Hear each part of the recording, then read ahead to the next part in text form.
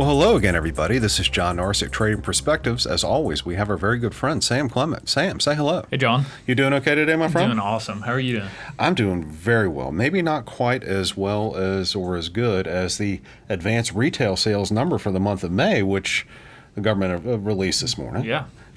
Saying that, good night, advanced retail sales in U.S. economy for the month of May were up 17.7% or something thereabout. Compared to the estimates of, was it 7.5?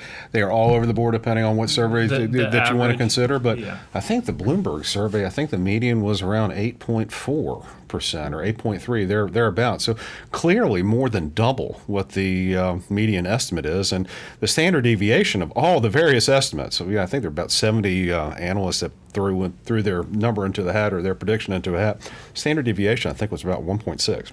Yeah, and that's what we've started to see with more and more of this data that's come out lately, is just that these expectations and these estimates that we have are just off. Which kind of just shows people don't really know what's going on. I mean, we've never had something to compare to, and so people are just throwing darts. Throwing darts, you might actually have a better chance at hitting some of these numbers if you're actually throwing darts, because when I mentioned that, the standard deviation was 1.6 and the median estimate was something like 8.4, and the actual observation was 17.4. Okay, a little bit of math here today, and I apologize for that. That is over 5 standard deviations to the right, which is essentially, in statistics, if I remember back in class in graduate school, that is almost like you just didn't know what in the hell you're talking about. Pretty close if you're five impossible. just absolutely, you just didn't even know what you're talking about. And it's not just advanced retail sales. We also saw that a couple of weeks ago, a little over a week ago, in the employment situation report, where it was also 5 standard deviations to the right. The analysts in the Bloomberg surveys, all the surveys were calling for continued job layoffs and whatnot, and due to some vagaries in the calculations at the BLS and at least some change in definitions, the U.S. economy actually created a couple million jobs. So it's one of those situations that we are taking such a stab in the dark and just a wild guesses at these things that no one, it's fair to say, I don't think anyone really knows exactly where we are, how we're coming back from this, and yet I'm still seeing headlines, Sam, that perhaps we're heading for a V-shaped recovery based on some of these outlying type numbers and what have you. And I'm here to say, I think it's a little bit too early yet before we start talking about V-shaped recoveries, even W or even Nike swooshes.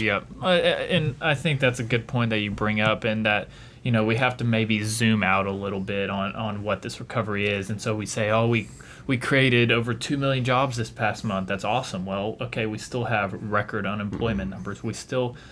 So far, I guess it has been a V shape, and so we've seen kind of a bottom in some of these numbers, but we got to realize where we are in the grand scheme of things, and that we have a couple great months of jobs does not mean we are back to where we were, because it was such a precipitous fall in how awful the economic data was. I mean, the economy shut down for all intents and purposes for several months, and it's going to take a lot more than 2-3 good months of pretty good economic data to get us back to where we were, especially when you look at things like the industrial production. I mean, we're still down 15% year over year. I mean, we are not even close to where we were a year ago. And to that end, Sam, as you well know, the government released industrial production and capacity utilization for last month, the same day that it released retail sales. And we're looking at weaker industrial production and a capacity utilization rate of around 64.8%, which, Sam, you and I were looking at it, the data. That is the second lowest. Yeah,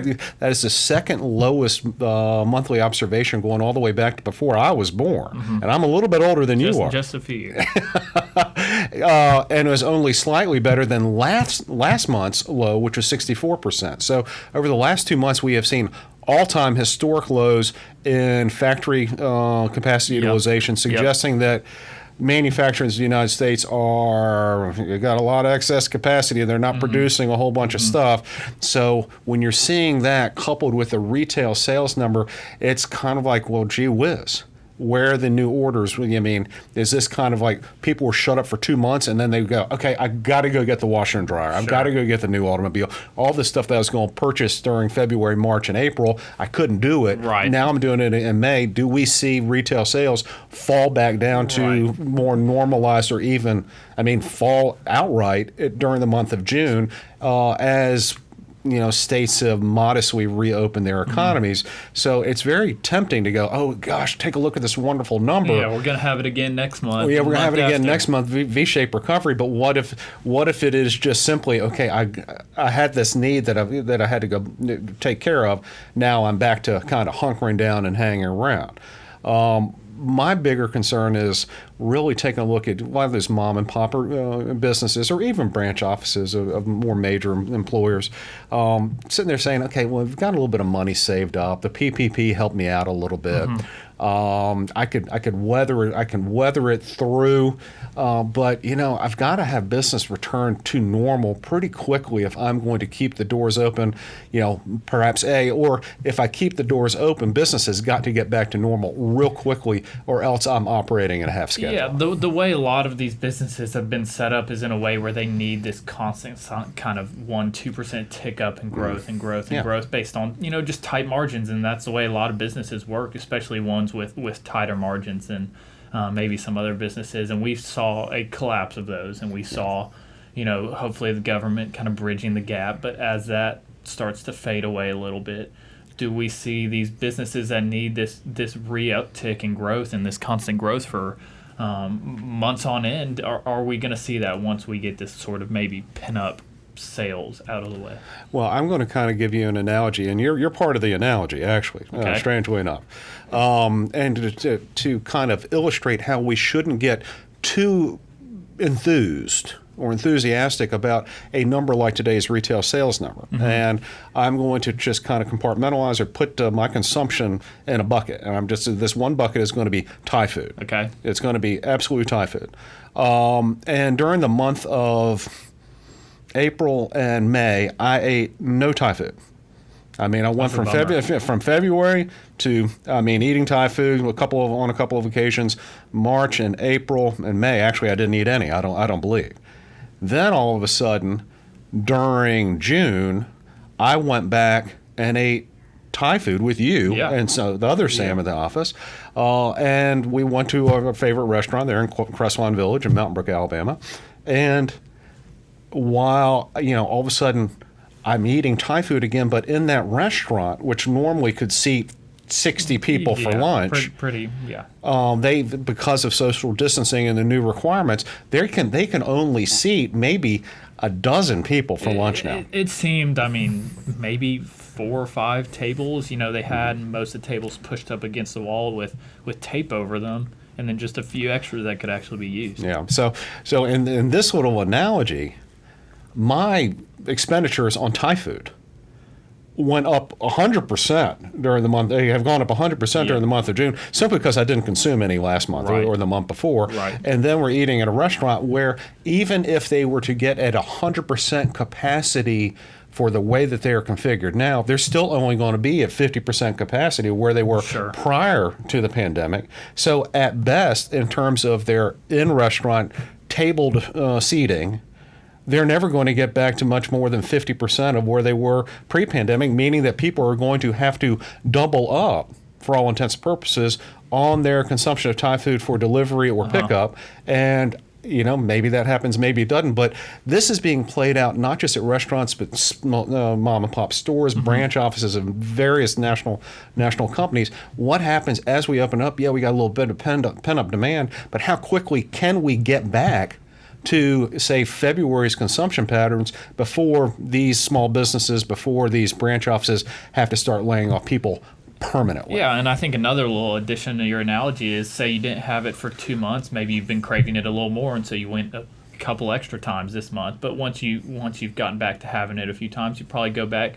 down to a more normal amount of going to a place like that. So that kind of pent up spending and that pent up cash that you may have from not going out for several months is okay. You kind of got that out of the way, and then you go back to a more normal amount of going with the smaller amounts of tables there, and and delivery maybe not changing a whole lot. And it's hard to imagine it not getting a little tight for not only restaurants, but mom and pops and really all kinds of businesses. All kinds of businesses, because the same sort of capacity constraints are on retailers as well. I went to Walmart in Fort Payne, Alabama over the weekend, and they were counting people coming into and leaving the store. Now, presumably, the Walmart there has so many square feet that they could let in an enormous amount of people. Yep. But what if it isn't that big a store like a Walmart, where it's only, say, a toy store, a locally owned toy store, locally owned apparel store, where they can only let in 5 to 6, 10 people. 10 people at a time. How do they stay in business, pretending, probably relatively low margins, where they are constrained by the number of people that can actually shop in their store at any given time? Well, even I've seen it with some grocers here, not maybe the biggest ones that we all think about, but some mid-size and some smaller ones, and there's even probably some more mom-and-pop style grocers around here, and they have smaller stores. They have limits on the amount of people that they can put in. And here in Alabama, you're sitting outside in the heat waiting to get in a grocery store, and I've seen a lot of people pull up, see the line, and turn back around and go somewhere else. Well, that's the whole deal, and more than likely they're going to a larger store. Yeah. You may have to wait outside for 15 minutes at this small one. Yeah. Okay, well, I'll just go to this large box store and walk right in. So in this type of scenario, Sam, it's really not too terribly difficult to imagine. We haven't seen the complete and 100% fallout of small businesses in the United States yet, as these types of reopenings and capacity constraints, ceilings, if you will, that the powers that be, the authorities are putting on businesses, as that begins to play through the system, and you see more and more closings because they can't by edict, by legislative fiat, they can't go out and get back to February's numbers because they can only have half the number of people in their stores.